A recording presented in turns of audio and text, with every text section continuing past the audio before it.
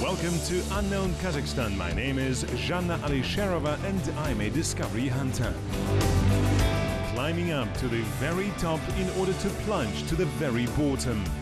Reeling up hundreds of kilometers in order to wind up hundreds of years.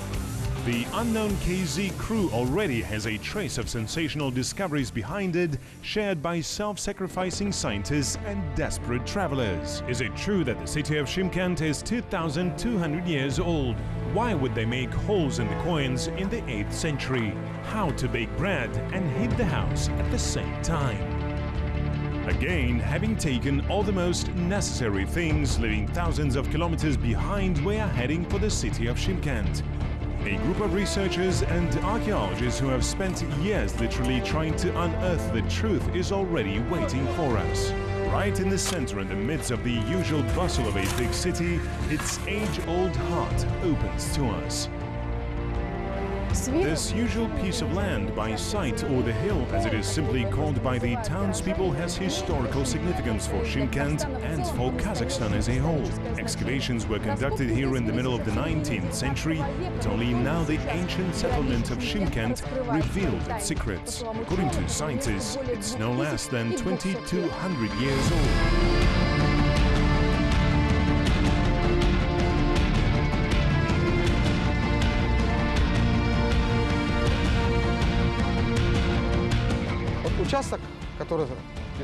The site in front of us was literally destroyed in the freewheeling of 1990s for a bazaar to be organized here. Fortunately, bazaar was not organized. Stratigraphic studies showed that here was, so to speak, the embryo of the city from where it was formed, meaning simply an ancient core from where finally this city grew. If the area of the city was increasing, then the question arises, how big was it and where were its borders? We heard that some part of the citadel lies below constructions. Is it possible that the whole is it possible that the whole layer of history remains riddled to us? The territory of the city of ancient settlement was much larger and occupied about 40 hectares. But only this part of the citadel is preserved. The rest part here is totally built up. It lies under the road, under the bus station. A Chinese pilgrim, Huan Dan, can be considered one of the first researchers of Shymkent, who had the status of a principality at that time. We heard about him back in Taraz. Having explored the ancient city of that time, the traveler came to the land of modern Shymkent, which had a completely different name. For the first time, the ancient settlement of Shymkent is known to us in 629 under the name of Jibek, according to the notes of Huan Dan. He was a Chinese pilgrim who traveled to India through Kazakhstan through the so-called steppe route, and he was in Dolos. It's how back then Taraz was called. Through Dolos, through Kengui, he came to the city of Jibek and said that it was a large city with principality which had hundreds of cities, had its own ruler, and everybody obeyed him. And it was called Jibek. Going through the so scrupulously explored territory, stepping over small barriers that were once the walls of massive buildings, it is curious to find out what kind of people lived there, their culture and way of life.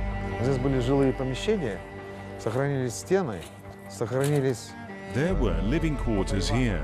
The walls and Patayvana sites where the columns were installed have been preserved. And now there is a residential part and 2 tanders in front of us. There was some kind of a landing up there, but it was not preserved. And these tanders are typical for the late medieval period. Their condition is good enough. I think here we can carry out restoration work and restore these several rooms.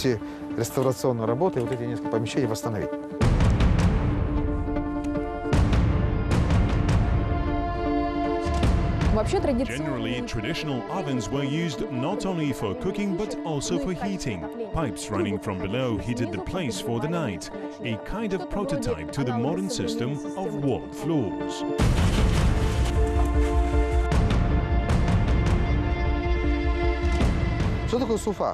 What is Sufa? People's lives passes in Sufa. Here, do you see? A chimney goes. That is, people cooked here and so on. It all warmed up. It was extinguished by the morning, but the night was spent here. Why? The entire room was heated by this system, the Khan system or chimney. In theory, the stove couch should be further on. Azamat Yegeshbayev is a research fellow. He participates in excavations from his student years.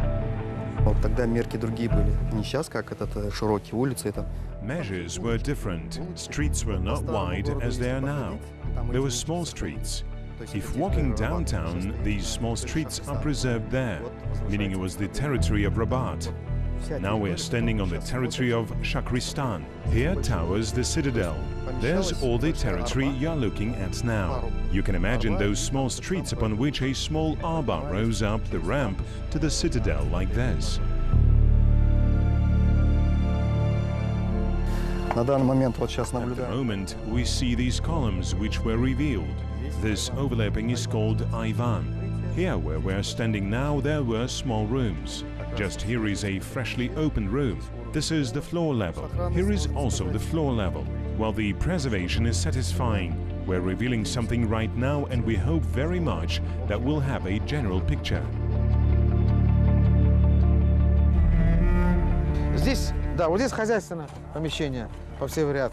Here most likely was a utility room.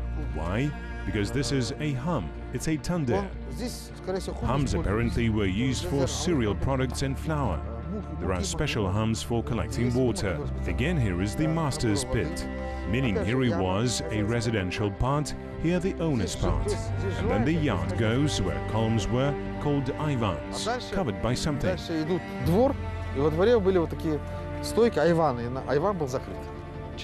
Huge amount of crockery found by archaeologists on this site also indicates on the location of people here. Different materials and the way they were made can tell archaeologists about many things. А вот тут как раз это вот то, что мы поднимаем, керамика. This, what we are raising now, is ceramics, which dates our horizon of the 18th century. This is a pot, a glazed pot. The glaze is dark blue, made according to a special technology. This is the glaze, the dough. We've already found analogues and dated them. Let's say analogues in the neighboring Tashkent oasis in Otra. Now we can talk about the mid-18th century. This tumak was done later. It is later and was raised from the last horizon. We call the upper building horizon, and it turns out this tumak is already of the 19th century. All this we can say upon the glaze, the dough, the technique of manufacturing a certain vessel. Here is the latest material. We can even date it by the beginning of the 19th century. This looks more like Chinese porcelain and Russian ceramics. Pottery and porcelain is not the only thing that was found on the territory of the ancient settlement of Shymkent. It certainly can be said that trade and payment system was well developed. This is indicated by coins found by archaeologists. Just the other day, archaeologists have dragged out a lot of coins here, which indicate that in the Turgesh era, somewhere in the first third of the 8th century, in 723-730, here was a large city with a citadel, which is also confirmed by written sources of the city of Shymkent. It was here where the coins of the Turkic Sogdian period were found. It's hard to see coins in such a piece of land. Only after special processing we can see firsthand what the currency of that time looked like. A truly important finding was waiting for archaeologists at the entrance to the main fortress. Chief research worker Alexander Grishenko supervises excavations on this site. Here is the excavation number 1, which was laid in place at the city gate and just brought us to the traces of Turkic time. Coins were found here, Turgesh coins, modeled in Chinese style with a hole in the middle. And we found also a Turkic Sogdian coin, which dates back to the 5th, 8th centuries. This is a Turgesh coin. As a rule, it has a Sogdian inscription in Turkic language. Inscription of this kind means Bol Turköz Pni, According to Alexander, not far from coins, fragments of cauldrons resembling Turkic tarutics were found. A hope appeared that the garbage pit in which valuable specimens were found is of the Turkic period. However, archaeologists were disappointed. The Turks had metal boilers, and the local population, imitating their fine specimens, made their own ceramic pots. So we found 2 fragments here, and we hoped that the garbage pit would be of the Turkic time. But unfortunately, well, not unfortunately of course, since it is certainly a wonderful finding, all the coins of the state of Shymkent, with which the Kazakhs were constantly fighting, were found here, meaning it was the 16th century. If scientists manage to clarify the situation with coins found at the entrance to the site of ancient settlement, then the city gates are full of questions rather than answers. We do not seem to get a simple type of gates.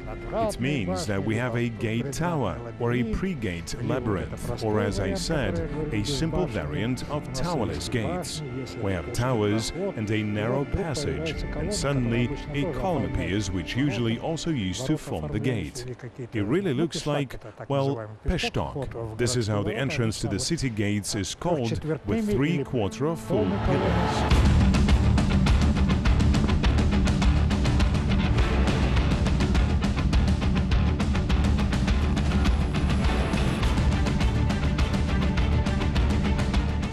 The guys have also found a solid backing, but it was, as they say, not symmetrical and not round, but rather amorphous. Well, we had more of them. The guys are going to figure it out. It means that we again will go around it. Maybe this garbage pit is bandaged. We'll figure that out when we'll be digging further. What for is it, and how it is connected with a round picture and a square one? We still need to clarify it.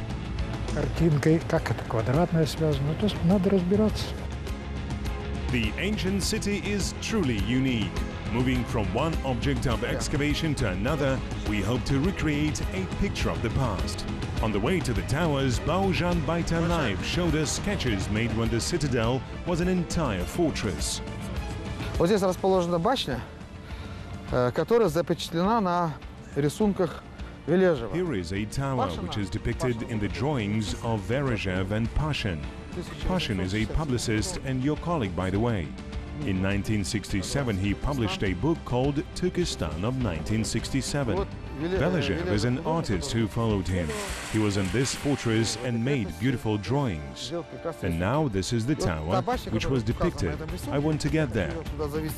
The guys have just opened it. I'll go down and give you a hand. The tower is well preserved. Here is a loophole. It has not yet been cleaned, but I think it will be cleaned soon, documented, and in general restorers plan to reconstruct this tower entirely. Here the passage will be done and the awnings at the top, and people will see how it all looked like almost 200 years ago, and maybe earlier layers also. Well, I think in the near future we'll take all this in hand in the process of excavation and confirm some facts from the life of this site.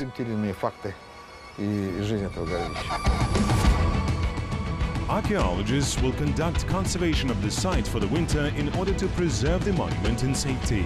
And next year, they will share new facts and details about the ancient settlement of Shymkent and the life of that time. We know that there were great shocks here, somewhere in the first third of the 8th century. So many cities were dying. In the valley of Sirdarya, many cities and settlements literally disappeared, ceased to exist.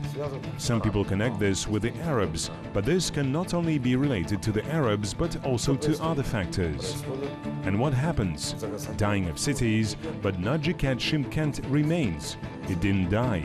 It continued its existence. It was rebuilt and strengthened. I hope we will do more discoveries and you will visit us for the second time. By 2020, it is planned to build an open-air museum here. Instead of a hill, here will be a whole complex erected under the guidance of historians and archaeologists, exactly repeating the outlines of the past millennia. We will monitor the restoration of the site, new discoveries, and will certainly share it with you in the program Unknown Kazakhstan.